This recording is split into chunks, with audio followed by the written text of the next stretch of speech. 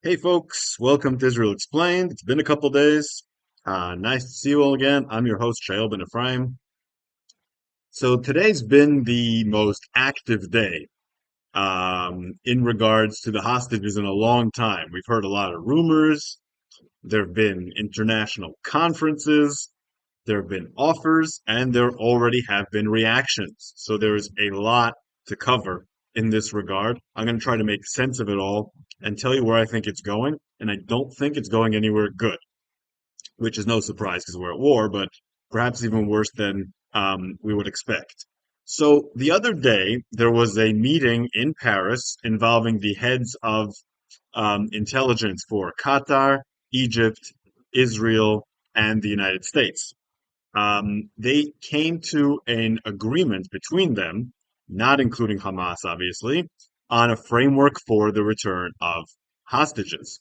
Qatar said about this framework that the idea was to take something that would be acceptable to Israel and to Hamas while incorporating both of their demands. John Kirby, spokesperson for the NSC, said earlier today, "We've made progress here towards a lengthy humanitarian pause." So the Americans are saying this is a move towards a long humanitarian pause. That's at least their official position. Qatari PM Mohammed Jassim Al Thani said, also optimistically earlier today, quote, "We are in a much better place than we were a few weeks ago. Hamas had a clear demand for a permanent ceasefire ahead of the negotiations, which I believe we've moved on from that place. We cannot be sure what Hamas's response will be," end quote. Now, I'm going to talk to you about the framework that the four countries came to in Paris. But first, it's important to note what the main difference is between Hamas and Israel. And this is a point we're going to keep coming back to in this video, and we're going to hear a lot about over the next days and weeks, which is that Israel is willing to go very far to get back the hostages. That is clear, but there's one thing they're not willing to do so far, and that is end the conflict for good. They're not willing to do that for two reasons. One is a geopolitical one, a strategic one. Israel feels correctly that if it stops the war now, it has lost because Hamas would still be in power. That would mean Hamas would be able to do an October 7th again, and Israel's deterrence would be deeply harmed. Another reason, and we'll talk a little bit about that, is because there's a lot of opposition in Israel to a deal like that. And a lot of that opposition comes from key members of the coalition that are keeping Netanyahu in power. So they have good reasons on two different levels not to stop the fighting. But Hamas has been insisting that the fighting will stop, despite the fact that Qatar prime minister, in a statement I just quoted, says that that's no longer their demand, or he feels like that's no longer their demand. And I feel that is not necessarily an honest statement from Qatar, and I'll explain why. But first, here's what they agreed to in Paris. It's going to be an agreement in three stages. The three stages are either not very well fleshed out, or the leaks did not flesh them out completely. It's hard to know which. But the first stage has the most details. So here are the details. It's going to involve the release of 35 to 40 hostages. These are the key humanitarian hostages that are at the most risk. So, old children, elderly, injured, and sick that are not soldiers, at least. In exchange for each one of them, Israel will release 100 to 200 prisoners. That amounts to 3,500 to 8,000 prisoners, so somewhere in between that.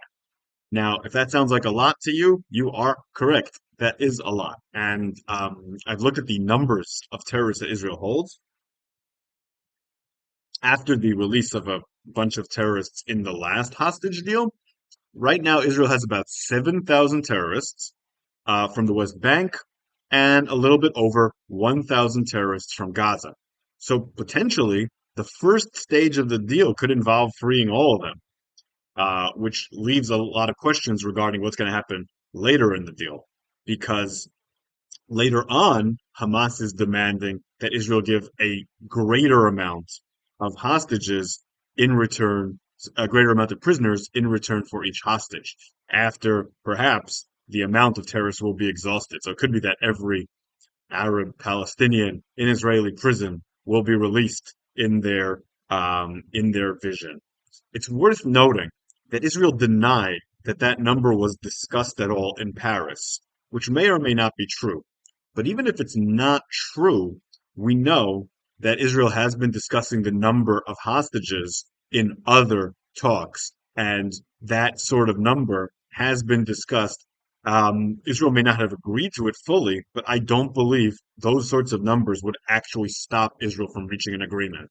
I think Israel does not at this point have any notable red lines regarding the release of prisoners, which is a serious problem because, as I mentioned, 7,000 terrorists from the West Bank alone, when the West Bank is on the verge, or possibly, I believe, in the midst of a third intifada, would be a serious security risk.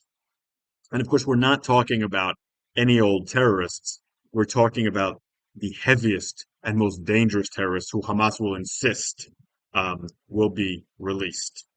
What will happen in exchange for that? Israel will give a 45-day pause to the fighting and increase humanitarian aid exponentially. So several times what it's letting in now, at least up to the levels that were going into Gaza before the war, that would be about triple, quadruple what's going in now. Then the release of IDF soldiers and those who provided security in the village, the Kitot Konenut, that fought against Hamas on October 7th, the people that Hamas considers combatants. In exchange for them, Israel will require a larger number of prisoners per hostage. I'm not sure where that would come from. As I was saying, there would be another pause. The amount of time for that pause is unclear, although Israel has said they're not intending on pausing for more than 2 months. So if you add 45 days for the first stage, that would only leave 15 for the second stage, which doesn't sound right, but that's what is left through simple math. In the third stage, there would be a release of bodies, an exchange of bodies on both sides. The IDF supports a deal for moral reasons, and they also feel that they could renew combat easily, even if they had to halt fighting for 2 months or so. And they've proven that they can do it after 10 days. They're confident they can do it after 2 months. So the IDF doesn't want to stop the war. They want to continue as well, but they're willing and happy even to stop for 2 months in order to get a hostage deal out. Now, Hamas's initial reaction was that they're going to give an answer within a week, but then they completely and totally rejected it. A senior official, Tahir al-Nunu, said, quote, "We're talking first of all about a complete and comprehensive ceasefire and not a temporary truce. The rest of the details can be discussed, including a hostage release," end quote. He also said the IDF must entirely withdraw from Gaza, something that Osama Hamdan, a member of the Hamas Politburo, confirmed. He said he ruled out any deal that does not bring an end to the conflict and said, quote, "We want a complete cessation of the aggression. Temporary pauses allow the enemy to keep killing our people." So how does that go together? They'll give their reply in a week, and they've already said no. Well, this is what I believe has happened. They've already said no to the deal as it is, leaving no doubt about that. But in a week, they're going to give their reply with their counteroffer. That counteroffer will, without a doubt, call for Israel to withdraw from Gaza and stop the conflict. Then that will be laid on Israel's door, and Israel will be accepted to say yes or no to that. Now, Netanyahu's already said that these reports of what happened in Paris are inaccurate. They include many elements unacceptable to Israel, and that we will continue until we reach absolute victory. And one of the reasons he's denying the terms, perhaps there's inaccuracies there. I'm not saying that he's lying, although Netanyahu is not known for telling the truth. But part of the reason he's denying the terms is because even though the terms are not acceptable to Hamas, they're already not acceptable to members of his coalition. And we're not just talking about Ben Gvir and Smotrich here, and we are, of course, talking about Ben Gvir and Smotrich, but also members of his own party, members of his party that are not necessarily the most extreme. Like, for example, Yoav Kish, the education minister, tweeted, quote, "If the details are accurate, this is a framework for surrender to Hamas. This cannot be agreed to under any circumstances." Meanwhile, Ben Gvir said to Netanyahu in private conversations, "If there is a cessation of the fighting, there will be no right-wing government." And according to Ben Gvir, that pertains also to a lengthy potential ceasefire. And Smotrich said something similar. So while Kish sounds like he would support a cessation for 2 months, probably, Ben Gvir and Smotrich are not even necessarily going to agree to that, and they are threatening to dismantle the government. Now, they threaten to dismantle the government every week or so, but this is a very important issue, and they may mean it to some extent. I'm sure Netanyahu is uneasy about that prospect.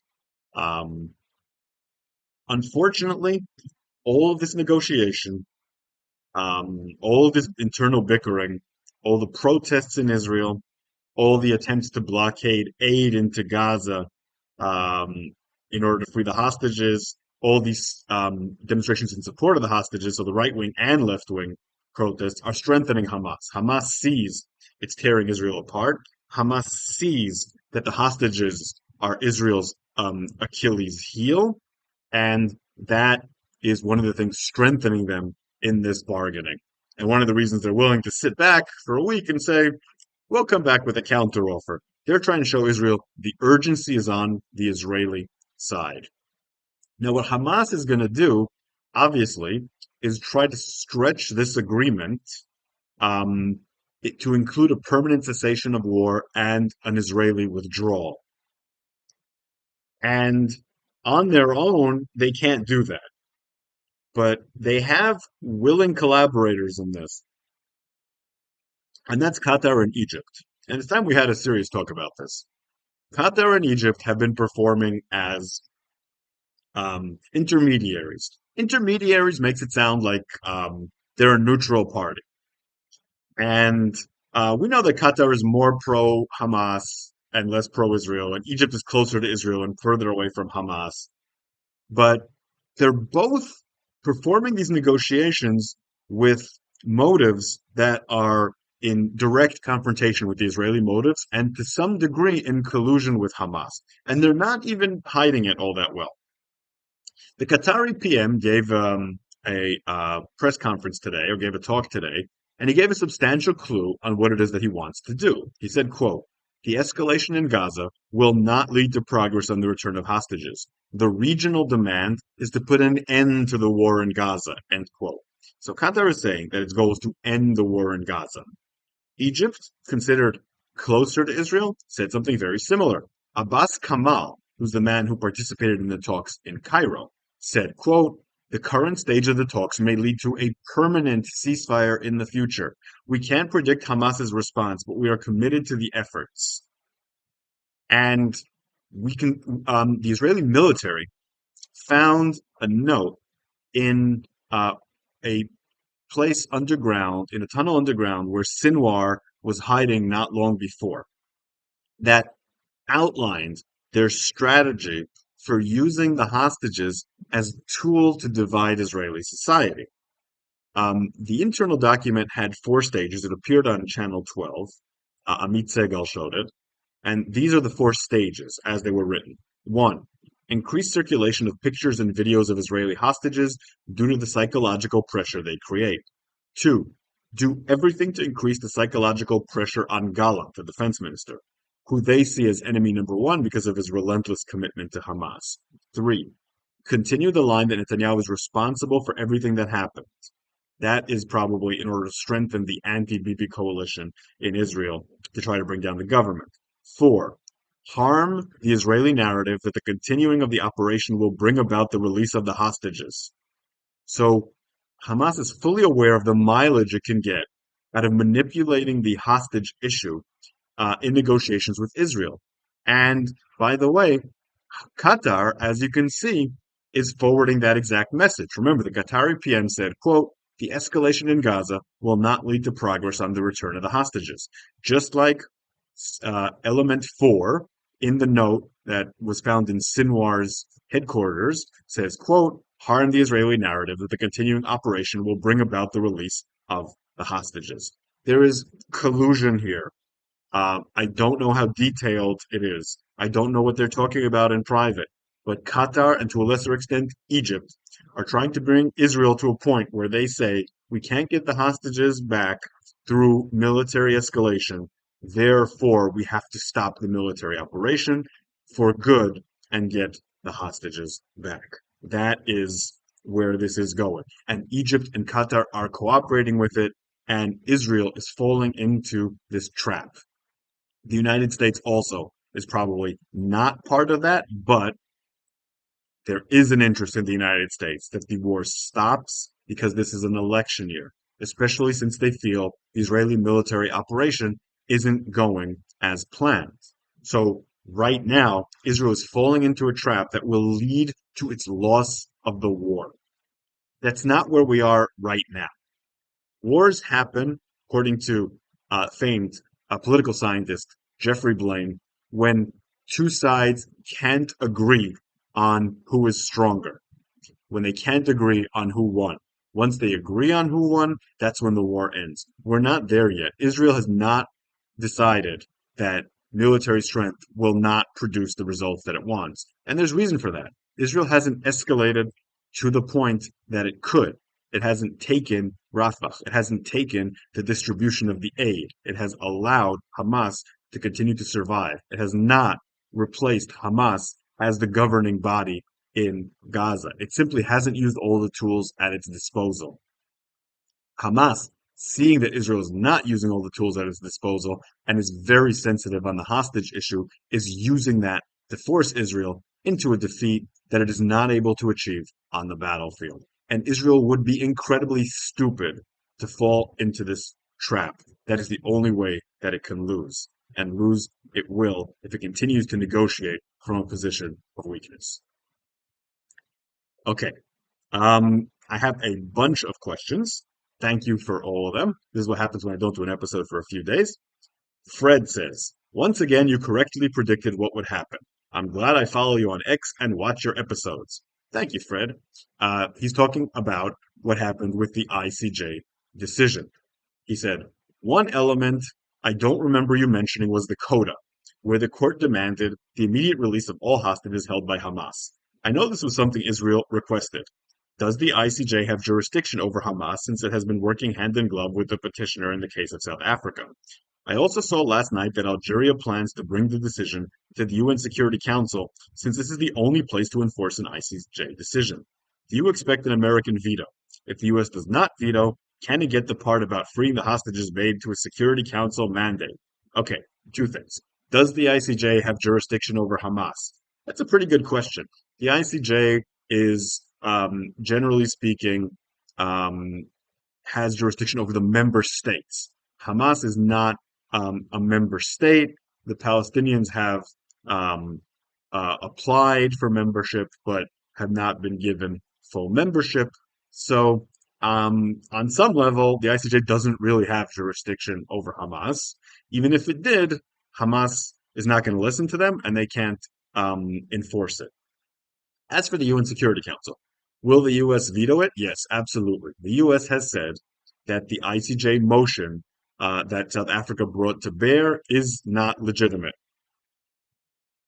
They side completely with Israel on this, at least officially, and say that Israel is not committing genocide. So if anything happens in the Security Council, and Algeria is not exactly a trusted partner of the United States in this regard, the US will veto it. As for the hostages, if the US tries to bring a resolution just talking about the hostages to the Security Council, it can do that. It will get vetoed.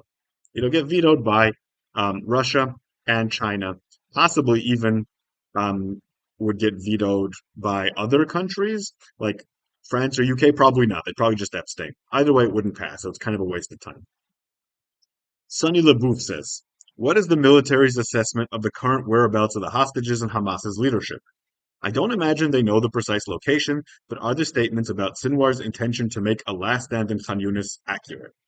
If we are to assume the city's fall is imminent, I find it difficult to believe that Hamas would not have withdrawn. Okay, I don't have good answers to this. I know that up until 2 weeks ago, the IDF was saying with certainty that Sinwar was in Khan Yunis because he wanted to buttress the defense of the city. Now the city's about to fall. It will fall in a few days. It's falling a little bit ahead of schedule. Does Sinwar fall with it? Has he already left? The IDF doesn't know. They know that he was in Han Yunis a few days ago. They found that note that I talked about. That seems to have been pretty fresh. So until a few days ago, he was there, but they don't know his exact whereabouts. The assumption until 2 weeks ago was that he's in Han Yunis, in a tunnel, with a bunch of hostages protecting him. I think at some point the IDF knew exactly where he was. I think they might have lost track of that. So I can't pretend that I know better. My guess is that he would go to Rafah if Khan Yunis fell. That would be a good compromise between running away from Gaza, which I don't believe he will do, and just dying in Khan Yunis. Sharon Sokol asks. She has a few questions.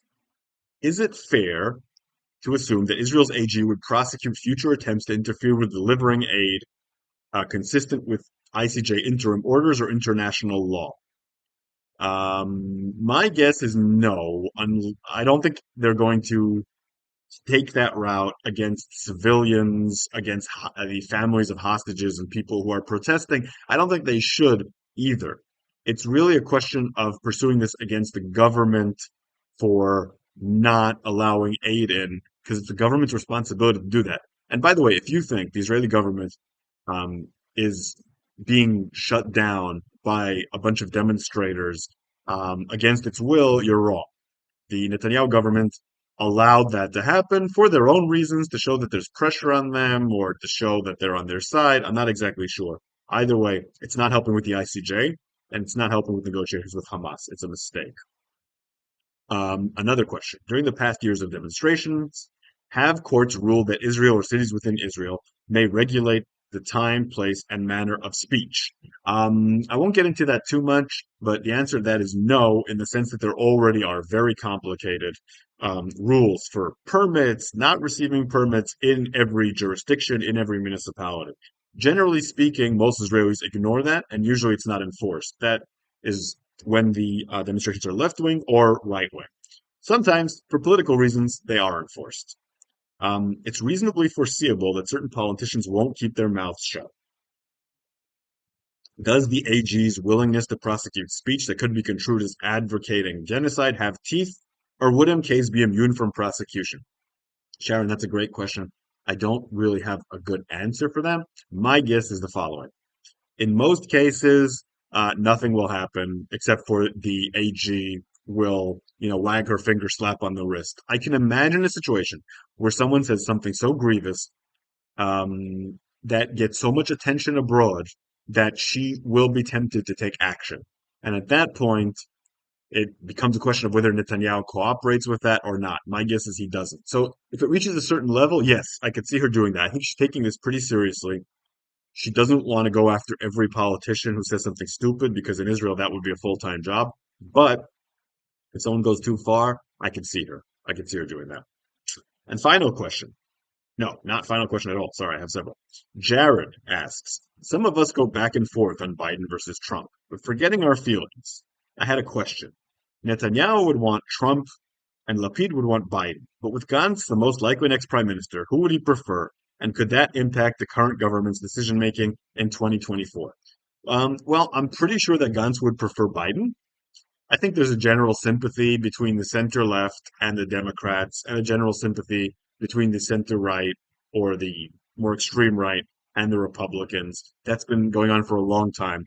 I think it's a very bad development.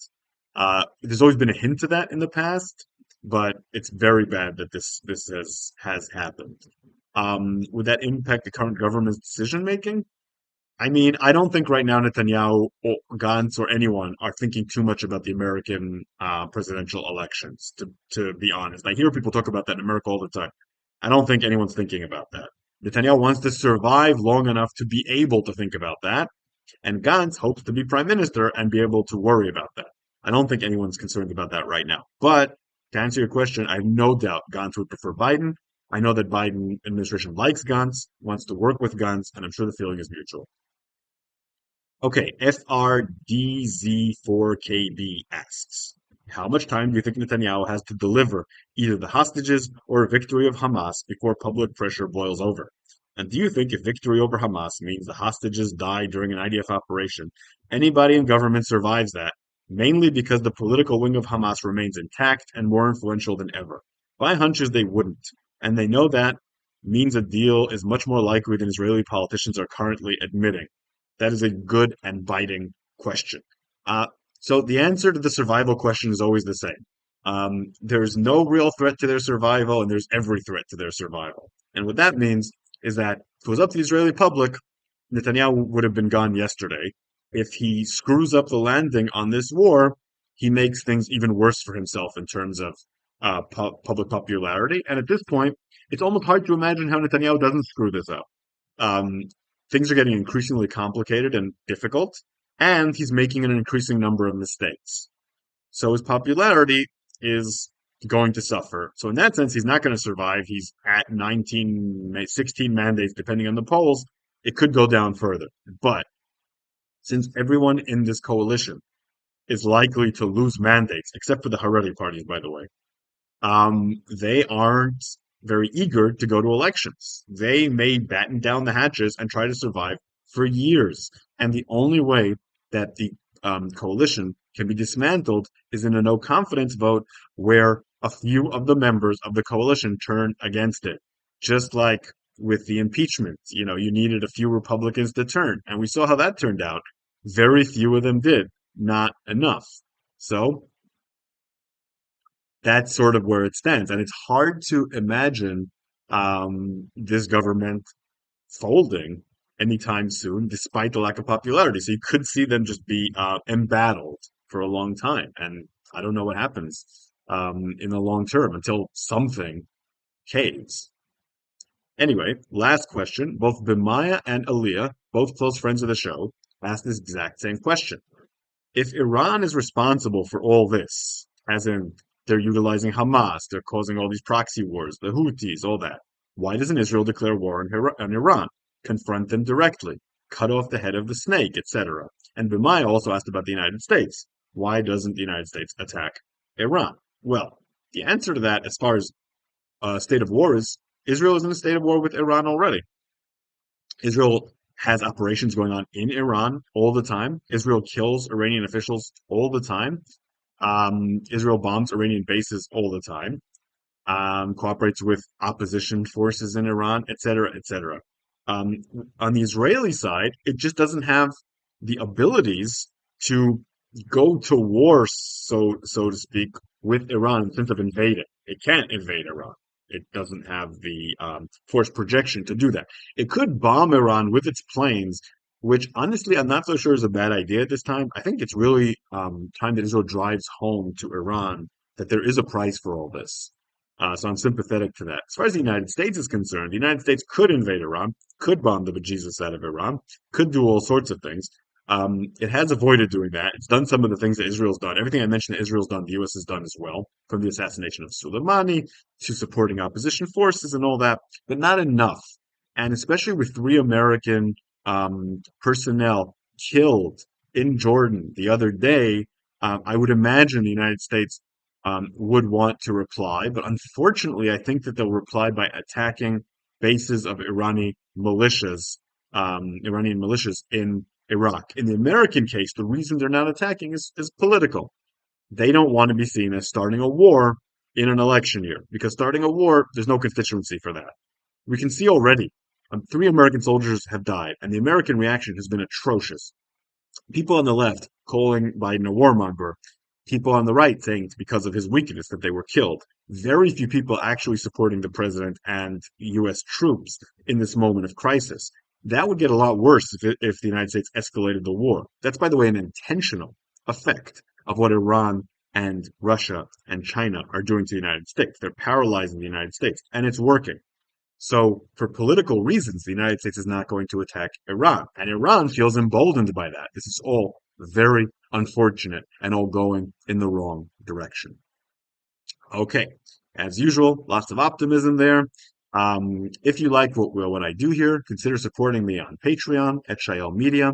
I just put out a new episode in the History of the Land of Israel podcast on the Book of Judges. So check that out, and I will see you here soon again.